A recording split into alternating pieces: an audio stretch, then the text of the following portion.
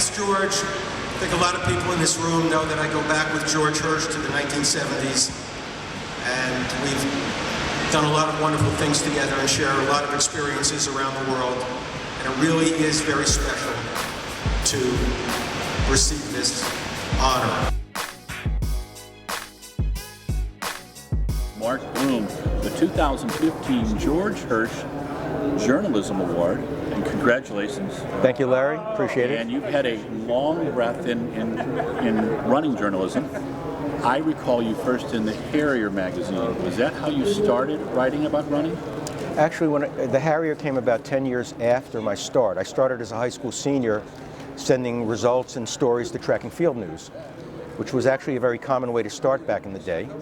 And before you knew it, Track and Field News was sending me ID cards that I was an official reporter at the age of 17. And when you're 17, I mean, at the time in 1964, that was maybe almost as good as getting a date with Tuesday Weld. Sure. I'm dating myself. Very hot actress, and I know who she is. We'll pull the picture out. Yeah. So it inspired me to do more and more. And a year later, I was writing, covering for the Long Island Press, defunct, very good paper back in the day.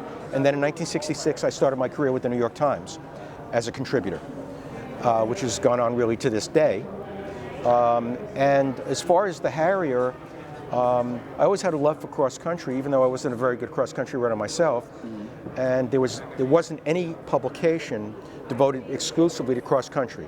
So in the early 70s, I started the Harrier, kind of got it going, one of those things you put out in your garage, so to speak. Sure. And I published it for 4 years, at which point George Hirsch and I connected. Okay. And he was starting the Runner. I passed on the Harrier to a colleague, and then dove into the Runner. Now after the Runner merged with Runner's World in 1987, and I resumed writing in a more independent fashion. Sure. I retrieved the Harrier in 1989, and then continued it for 25 years. That's the period most people associate, that period of the 25 years, from 89 to about a couple of years ago. And that's how that went. Okay. So the Harrier had a couple of different phases.